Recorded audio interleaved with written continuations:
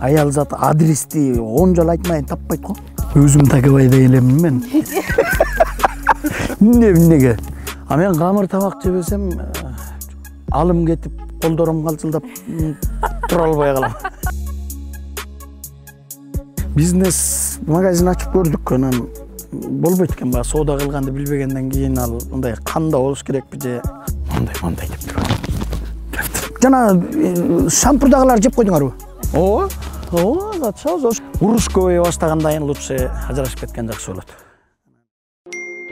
Көрсөтүүнүн башка демөөрчүсү Байгазан чайканасы.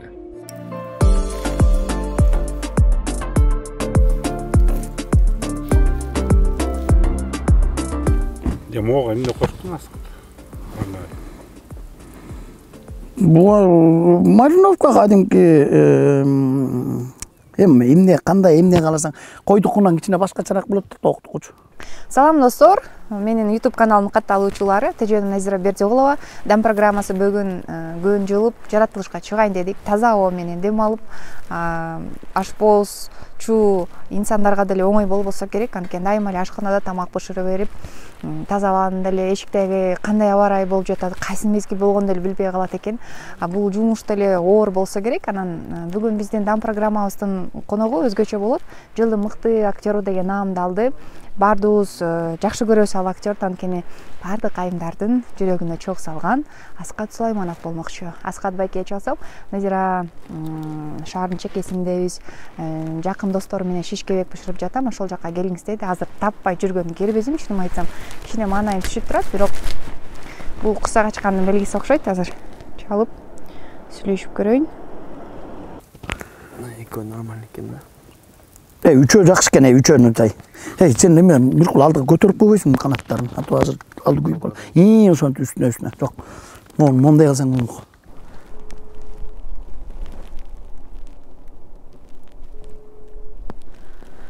Аскат байке, каяктасыз? Мен сизди таппай жүрөм издеп. Ой, мен айтпадымбы жанагы Бишкектен чыга беришти эле. Жанагы резиденцияга жетпей турам. Эме жака келип калдым. Жаннат жака барып кайра бери түштүм да. Сен каягындасың? Ылдый жагындасыңбы, өйдө жагында жүрөсүң? Ылдый жагында. Өйдө жагына чыга берсең, сол жагында биз отурабыз. Болем батыраак бышып калды.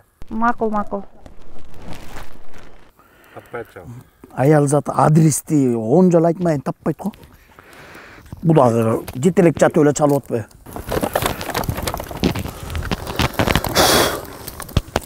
Аскат байке, мен сизди жака чейин барып келбедимби? Айтпадым беле. Сен канча жолу адрес айтыш керек? Мен өйдөгөздөй келатканда эле сол жагында резиденцияга жетпей дебедим. Жок, мен Жанат жака чейин барып келбедим машина менен. Келем. Мына биз сен келгенче жанатан бери уже даярдап койдук. Даярдап койдуңуздарбы? Секир. Башка жер жок экенби? Алыс барганда корком мен. Шаарга жакыныраак болуп. Саламатсыздарбы? Кел. Ушул койдуңуздарбы? Даяр бол эле, азыр эле сайдык. Кел. Тенчсоолук жакшы. Жакшы, өзүңүздөр кандайсыздар? Жакшысыздарбы? Кел, өйдө өгөт. Төргөт. Жакшы, кандайсыздар? Жакшы. Эмне жаңылык? Жаңылык деле жок. Неге? Жаңылык жок ошо. Бул жаңылыкта мынакей жаз жарыш, көз көрөш дегендей. Өлбөгөн жанга жаз келет деген жаз келип, сон желе чыгып алыптыр, эшикте күндө жылуу. Күн сонун болуп турат, Кудай буйрса. Күйүп атат бул. Карачы, мунун сонун жумшап туру. Бул жак уулуңузбу же? Бул ашпозчу. Бул 3-чү балам. Аты Арлен. Бул жак дос балам болот. Миркул.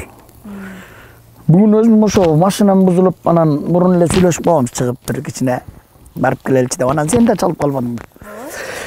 Анан бир атола деп, анан ошол келе бердик, Кудай буйрса биз деле жөгөлдүк дегендей болот. Кандайсыздар? Жакшы. Кино съемкалар болот атабы? Болот атат, азырынча жок, эми Кудай буйрса башталган турат, эми күн жылыса.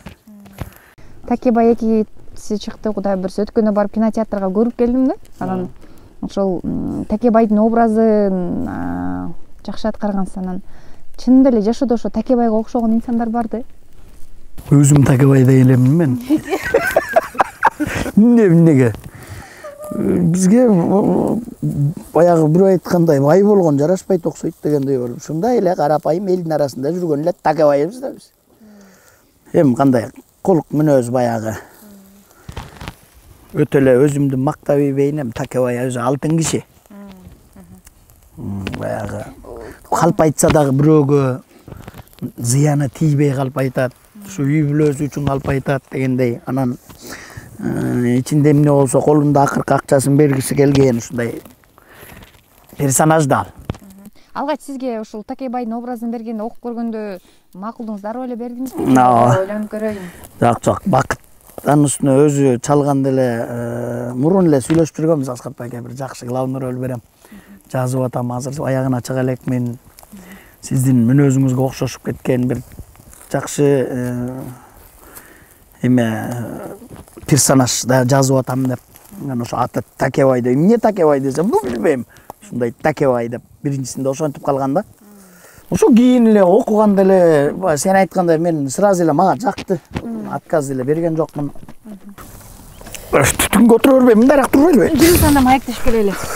Азыр анда карап тур. Могуну кесип салайын, Эмнеден улам шаардан чыгып бул жака келдиңиздер? Чарчадыңызбы? Эми кандай чарчаган деле жокпуз. Эми азыр жаштып. Просто кичине баягы күн жылуу болгондо үйдө отура бербей деп. Балам дос бала болуп жүрөйдө чыгып келеличи деп анан биротоло шашлык башылык жеп келеличи деп чыгып атсак чалып калбадыңбы? Негизи өзү кандай тамактарды жеген жакшы көрөсүз? Камыр.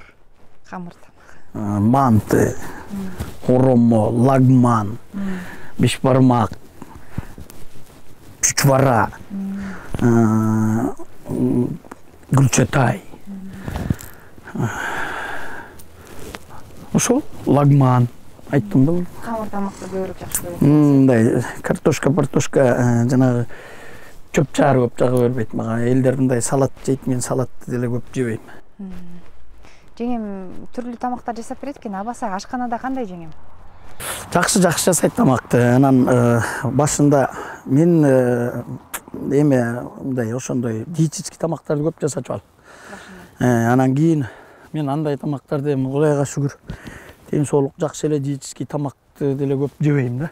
А мен камыр тамак жебесем алым кетип, колдорум калчылдап тура албай калам. И кошулган тамактар жакшы. Ошондо сиздей кыргызга бир айда 2 койбу? Жок. Андай деле көп жебейм, соргок эмесмин. Просто бир плотно жегенде жакшы жеп алсам анан жүрө берем эртеден кечке. Мисалы кечкисин көп жебейм да. Түштөрдө бир 10-11лерде аппетит ачылганда бир жакшы жеп койсом, ошо менен жүрө берем кечке чейин. Эми жегем жөнүндө сөз болуп калды. Экинчи турмуш оор болсо керек, Мындай суроо да, Аскат мырза. Көбү нерсе жанагындай үй бүлөдө ажырашканда баардыгы эле жанагы аялга эле боор тартып, аялды эле ойлошуп, акмак желмого сушунуп үй бүлөсү менен таштап кетти, аялды эле баары соротуша берет да. Ошол кезде эркек жөнүндө эч ким ойлобойт да. Эркектин абалы кандай болот ошол кезде? Эркек эмнени ойлойт? Эркек ошол молда кантип депрессиядан чыгат? Любой жерде ошондой да. Эң биринчи аялга болушат, сен айткандайчы. Ушундай тигиндей анан. Ал мынтти да, ал тигинтти деп анан негизи кыргызда жакшы сөз бармыз, баягы таяктын 2 учу болот дегендейчи. Бир кишиден эле кетпейт да. Анан ошону түшүнгөн киши түшүнөт. Анан түшүнбөсө мына биздики эми уже 6-7 жылга кетип атат.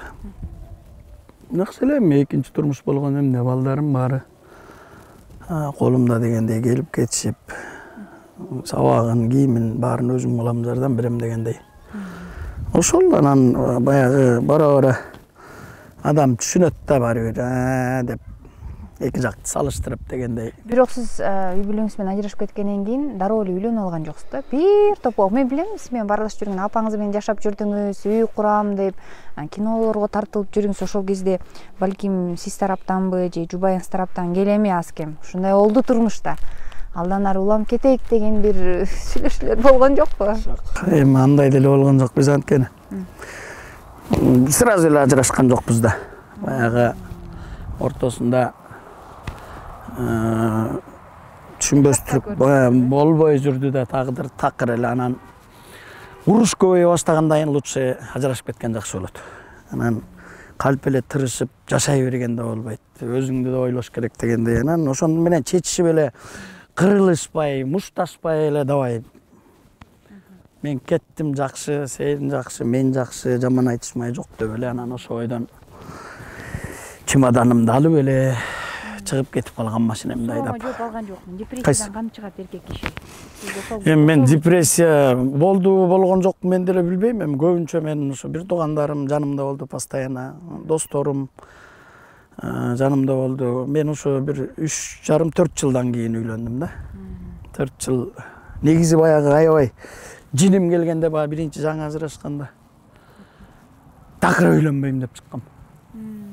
Жок, ачуу аябай деле көрдүм ушул деп. Бойдок эле жүрөм деп. Ошол балдарымды чоңойтуп алайынчы деп анан. Бара болбойт экен, баягы мамаша да уже 2-3 жыл өткөндө үйлөнбөйсүңбү дей баштады, ушинтип эле жүрө бересиңби деп.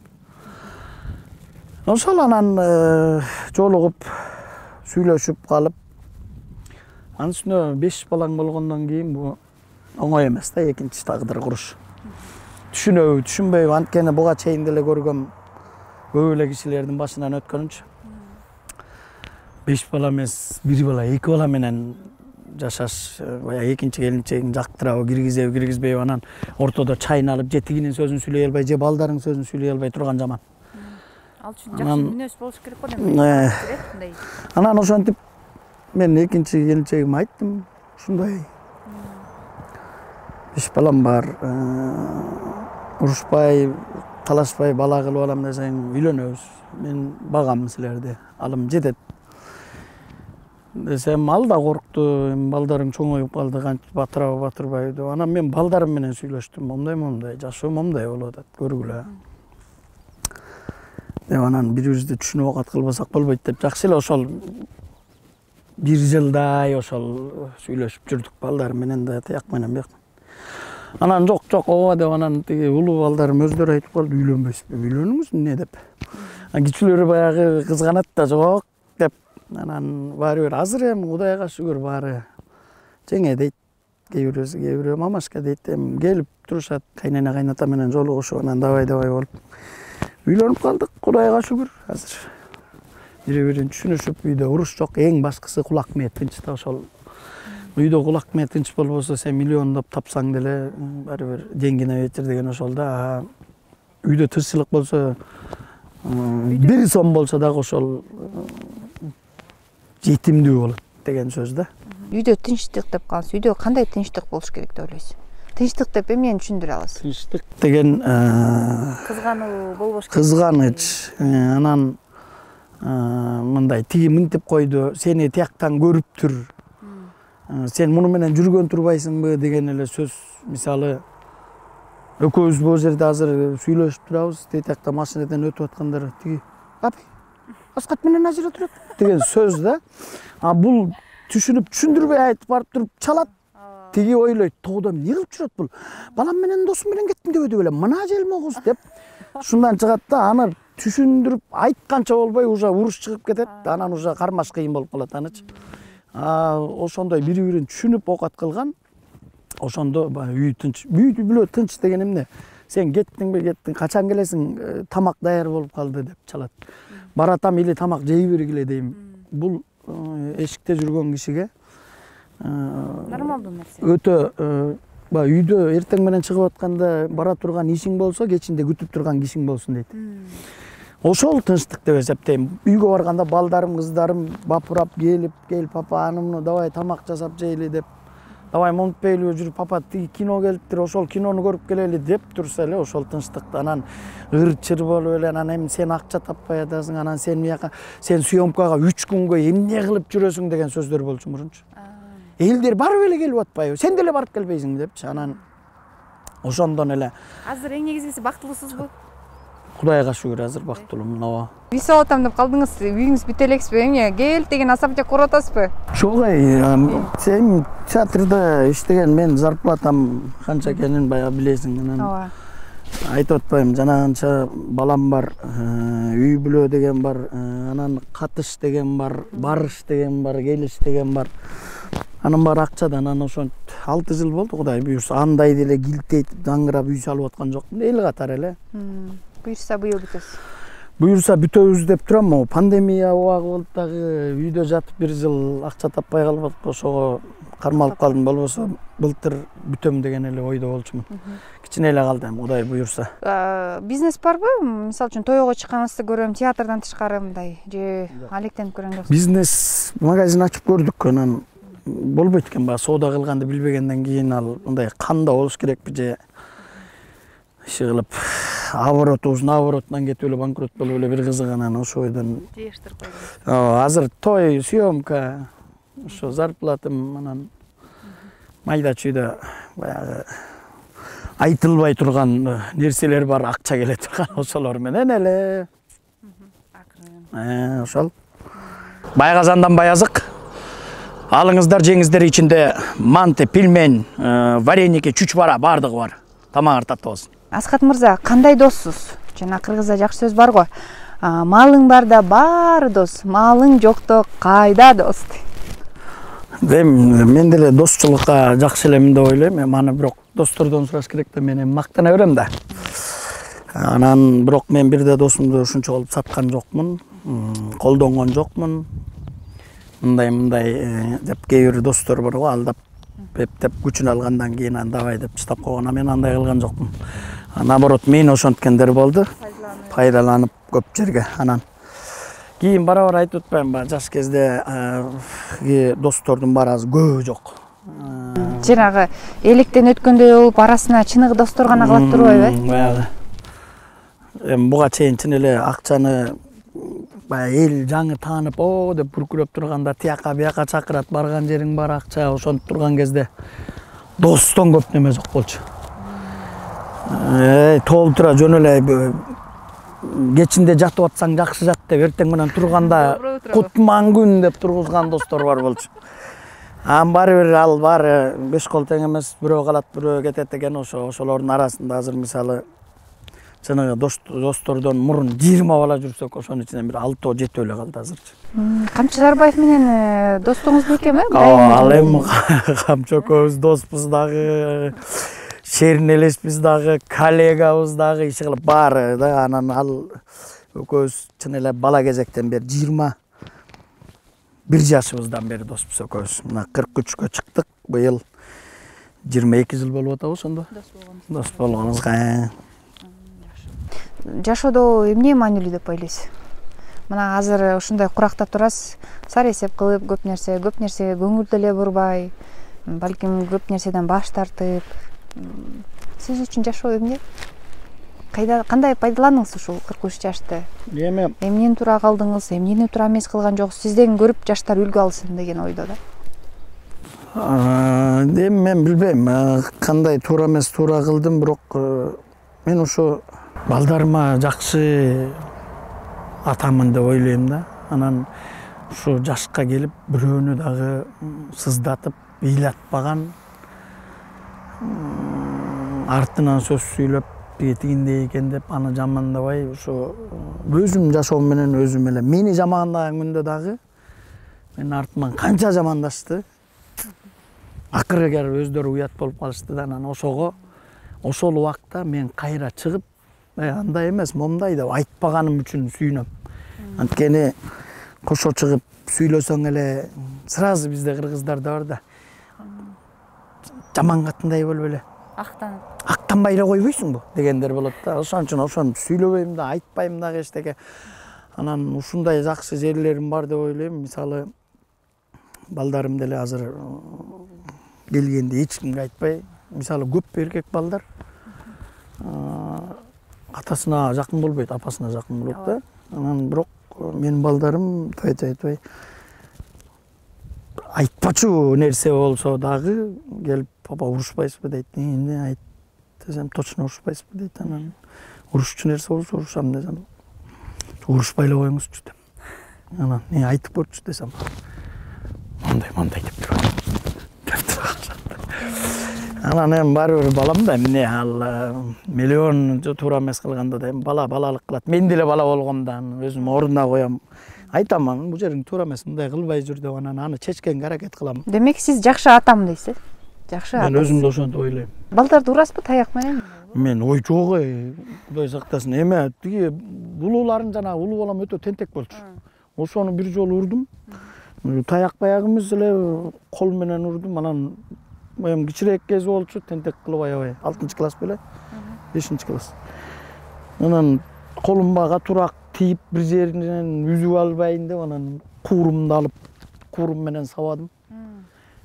Сабаганда анчалык көгалак кылып эмес, 3-4 жолу чаппым, экинчи антпай жүрдү. Эми баягы мамасы менен айтышып, мугалимдерге айтышып, сабактан качып, бир убакта ошондой бир тентектик кылганда анан ошол убакта токтотпосо болбойт да.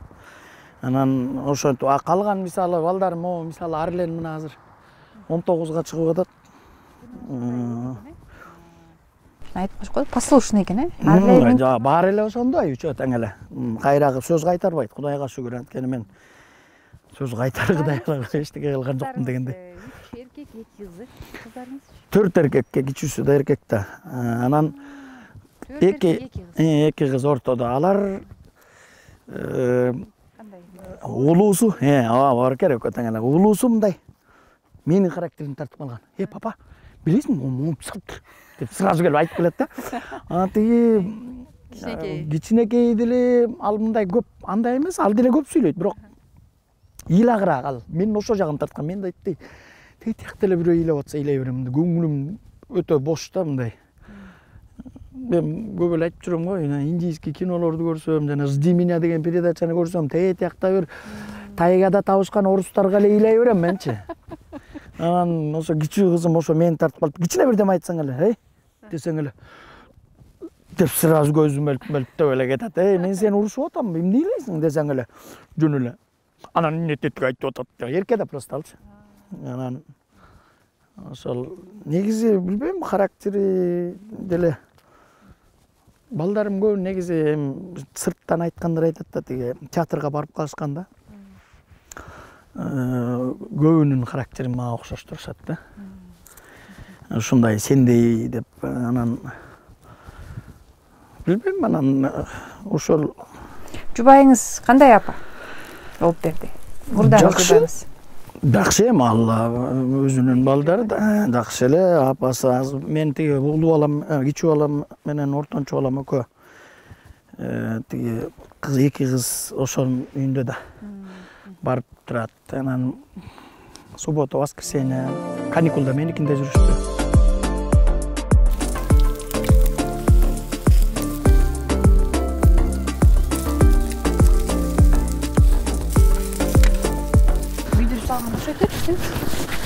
Алды капкара болуп кеткен.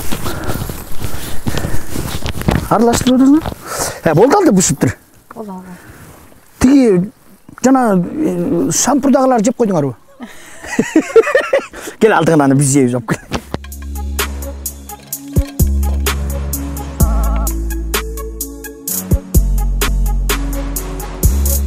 Нуркул мырза, сөз сизде болсун. Аскат мырза кандай дос?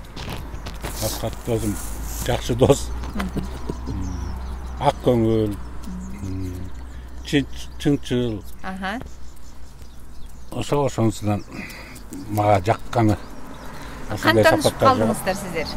Же бирөө тааныштырдыбы сиздерди, же кумир тутуп таанышып калдыңызбы? Жок. Мен өзүм эт сатып иштейм, анан Аскат эт алганы көп барчы. Этти көп жейт өзү. Каршы кылып бияк деле калсын деңиз. 1-2 жолу алып анан жактырып калса керек, сиз деле алайчы деп мага келип барып ошондон дос болгонбуз экөөбүз. Көптөн бери доспуз. Көбүнчө көп жолуп каласыздарбы? Шишкебекке көп чакырса керек сизди? Аскат көп чакырат.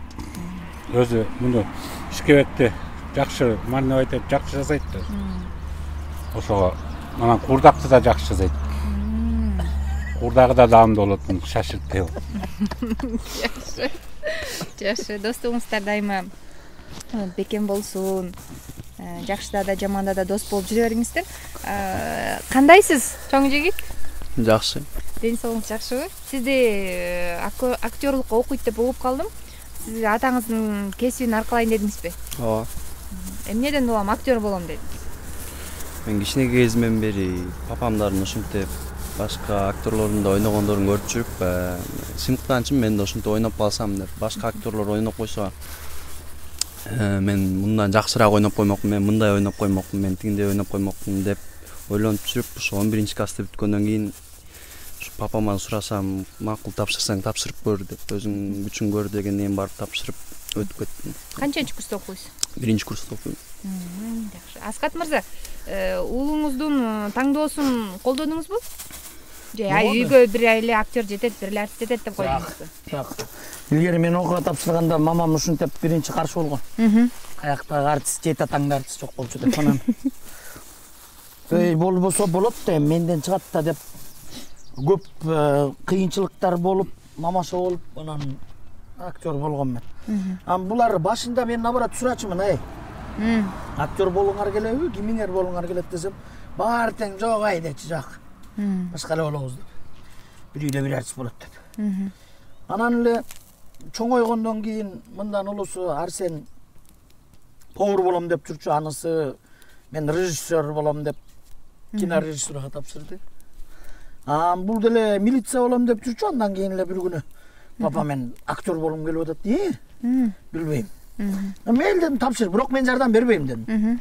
Мен жардам берсем дагы коррупция болот дедим. Аскат малдар эл, Аскат өзү кел тапшырып көргүлө дедим. Эсиле өтсөңөр ошончолук талантыңар болсо өтөсүңөр. Демек өз күчү менен өткөн турбайбы, уулуңуз? Ооба, Арсен. Байкадыңызбы мында актерлук чеберчиликтерин кандай бир пробага тартып? Жок эме. Арсен деген мындан улусу жанагы 48 саат деген кино тартып бир эме болот го. Кинофестиваль тети Казакстандын уюштурат го. Ошого тартып ошондо ойногон биринчи жолу ойноду. Так мындай үйдө актерский жакшы эле, кыйын эле. Кыйын бирдемени сөздү абышкадай болуп бирдемени кыйын айтат. Түшүндүргөндө мындай негизи зээндүү да өзү. Келбейсиңер могу Шишкебектен киреле. Дамдай эле. Урматтуу менин YouTube каналымдын катталуучулары, баарыңыздарды ушул биз жасаган Шишкебекти даамдап көрүүгө чакырабыз. Келиңиздер, алыңыздар. Байке, келиңиз. Туруп алып жейбизби? Жок, отуруп жейли. Анда көрүшкөнчө, достор. Аман-эсен болгула.